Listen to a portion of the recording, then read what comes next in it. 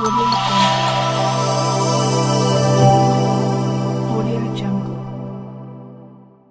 السلام علیکم ګرانو دوستانو، زه متي الله سالار او تاسو ګورئ پښتو نیوز. نن در سره یو بل خواشینونکی خبر شریکوو. زلزله هغه وخت راځي کله چې د ځمکې لاندې سخت حرکت وشي. دا حرکت دومره زورور وي چې کورونه، سړکونه او ودانۍ ولړزوي. پاکستان د دوه لویو ځمکو تختو ترمنځ پروت دی.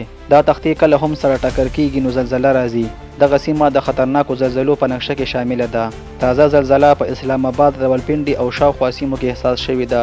خلک له ویرې بهر راوتلي، خو تر اوسه د کومې مرګ ژوبلې راپورونه نه دي راغلي. د زلزلې پر وخت باید له ودانیو څخه ووځو، د دیوال یا فرنیچر لاندې مه ودرېږئ. د الله جل شانه نوم اخلئ او دعا کوئ او خپلو ماشومانو ته هم احتیاطي تدابیر ور وښایئ.